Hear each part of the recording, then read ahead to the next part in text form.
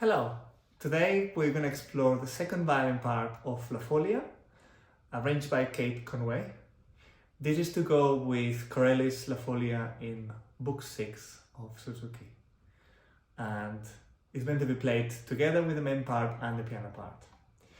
It's a great arrangement because it's got some of the main tunes from the main part, plus when it's in difficult sections, it's either an easier version of it or the bass part. So it really fits together. Enjoy.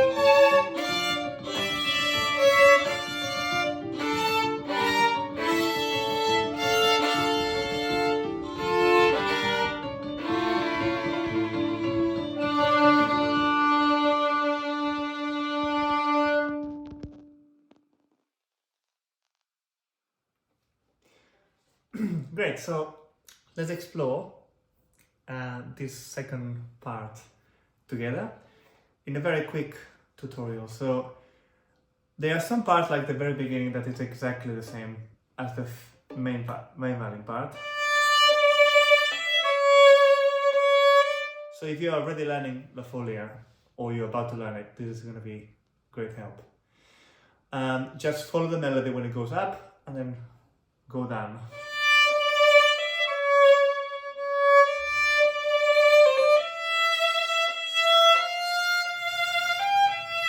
And then down.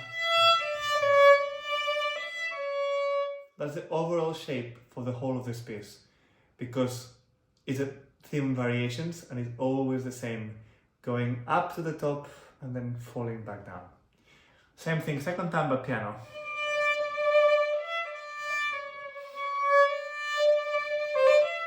Exactly the same. Now let's go to variation number 1, which is Allegretto, bar 17. Now this is one of those moments where we switch to the bass part. So because of the bass part, we want to have short bows and slightly separate. Just imagine how a cello would play it, or a very good cellist playing alongside with you. So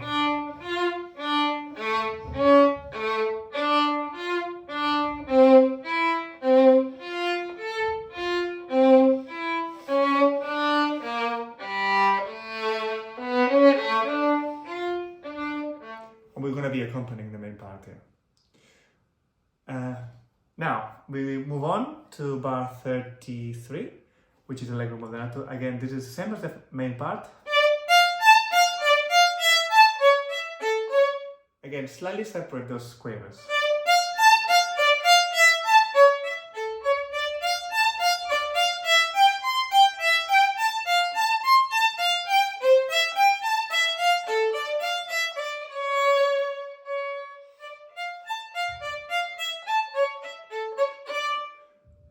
Just remember, sometimes we have second position here,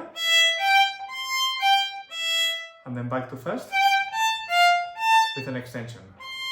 It's the same note at the top, it's a C. Whether it's second position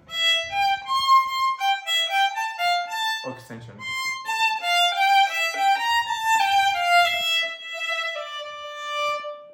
Good. The next section is when the main violin part was crazy. And we just play the first note of every 4.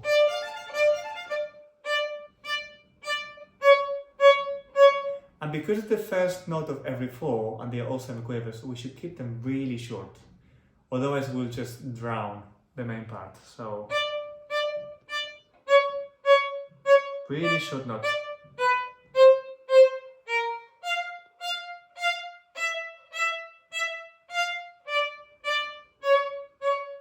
And again.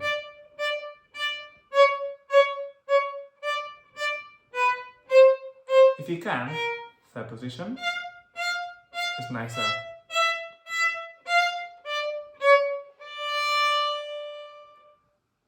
And we move back to the main part.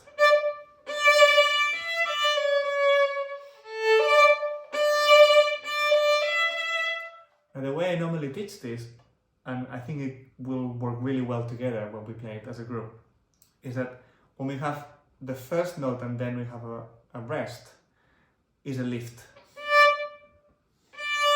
And then we stay. And then again, lift. Stay, lift. Lift. Again, lift. Lift. Lift.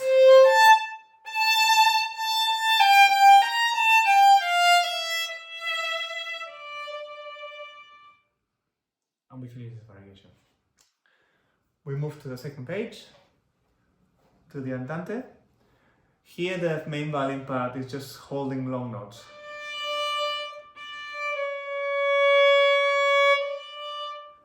And the second violin part is doing the bass again. Very short,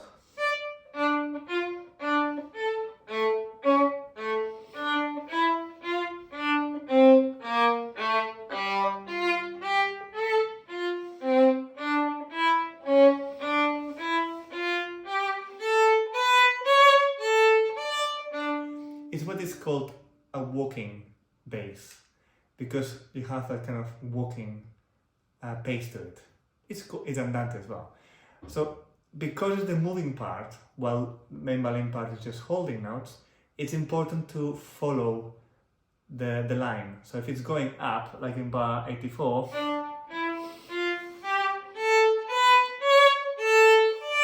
we go up, and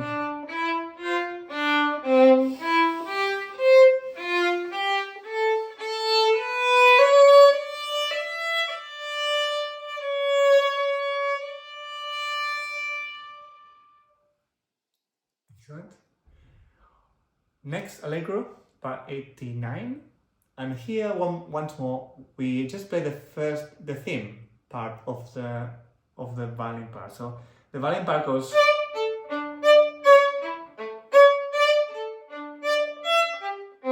and those notes at the bottom are meant to be less. So we're not even playing them, we're just playing the melody. Pam, pam, crescendo, a bit less, and again forte.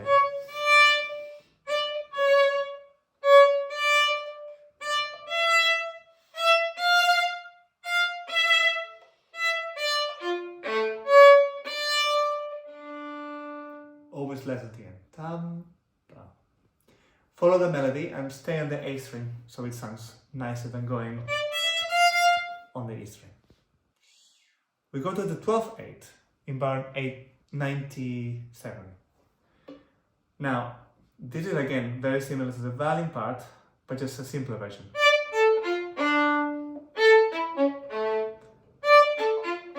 And what we can do is we can help the melody by emphasizing the beginning of each triplet and then the diminuendo.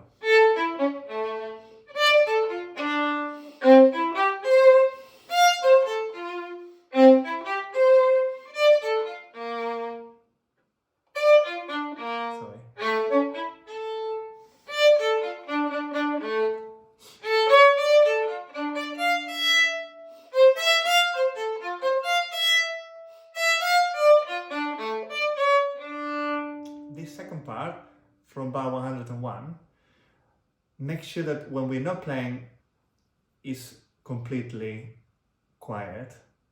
We don't play through the rests, because the main violin part will have all the rams,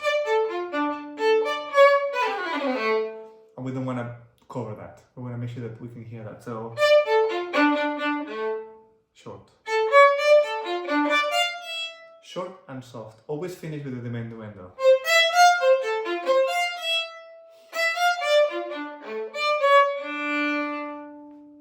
Excellent. Now we go to this bit, the adagio, in 105. You will see that it has double stops. You don't need to play the double stops. You need to choose whether you play the top or the bottom. If you play in the bottom,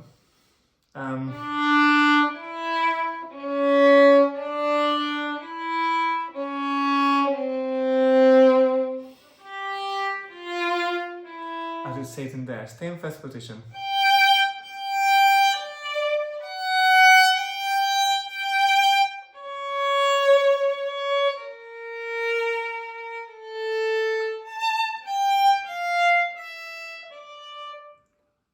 If you play in the top, then you can shift, of course, you have to.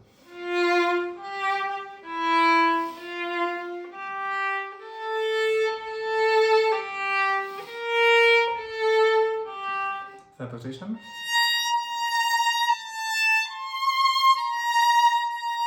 First.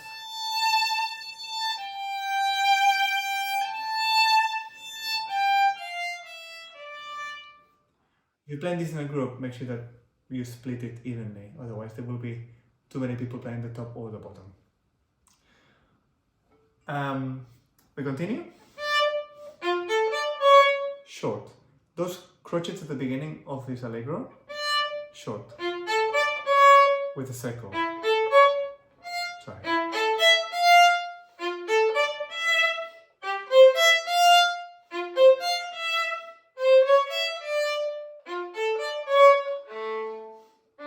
Same.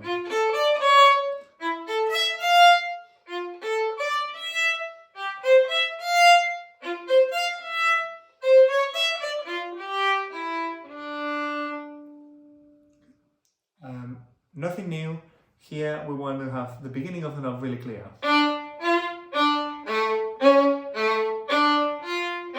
Remember the bass line that we had before. Same thing, like a really good cellist accompanying. But in this case, it's really important that we keep it steady, because the main violin part will go off the main beat on syncopation. Bam. So we're giving the first violin the grounding. It means ba ba ba ba ba ba ba ba ba. So really short.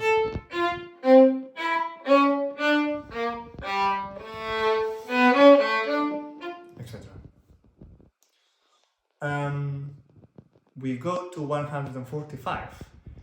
This seems like we start with the violins, but then we do the canto melody.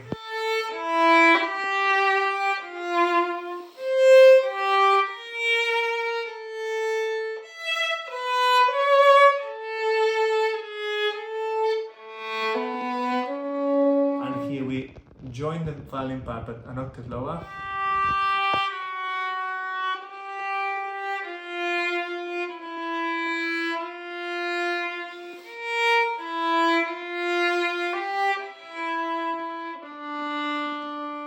This is possibly the calmest of the whole piece, kind of the calm before the storm, and it's very important that we keep it that way, with that way of playing. Now we go to the last two variations. In the next one again we have a divisi, so we don't have to play the double stops.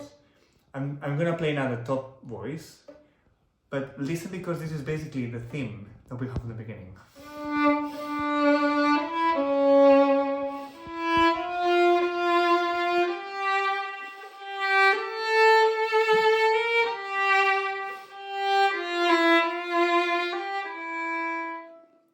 Play the bottom part, very similar.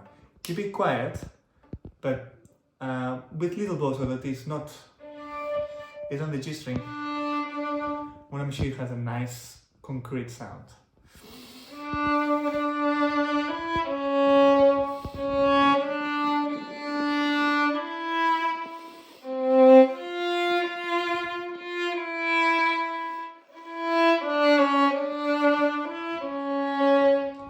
Continue. A bit more.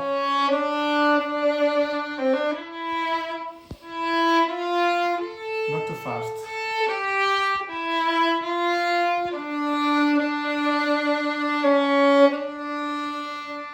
So these last three bars before 177, it's very important to keep them steady and even to hold back, because the first violin part is quite tricky and it needs more time to be able to play all the right notes. Finally, the last variation is not that different from the original, but we have the option of doing divisi if we need to. So if we find some of the double stops difficult, we just choose top or bottom. I think we can do this. Down, down, down. Nice circles.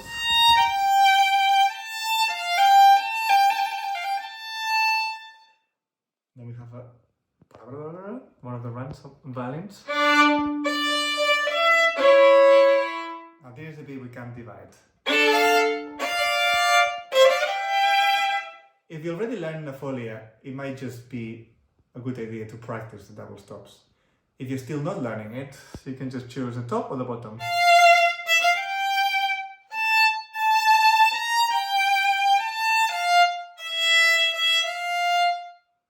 And then after that, the last line is all chords we need to practice.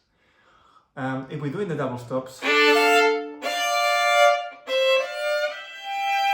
that's a tricky one to practice. So I would definitely do that a few times. And then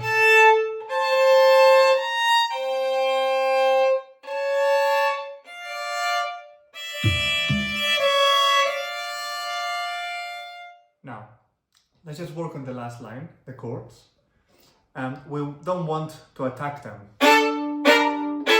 all at once, but always two strings at a time, and with very gentle way of getting. It will be forte anyway. We don't need to press anymore. sure this is in tune. Then this first finger tends to be too low, so make sure it's in tune.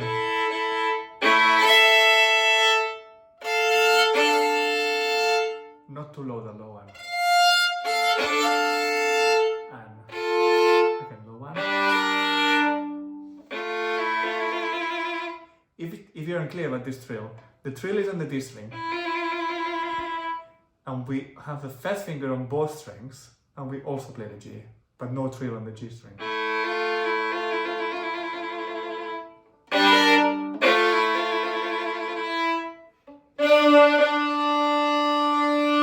And we finish with an unison D with D.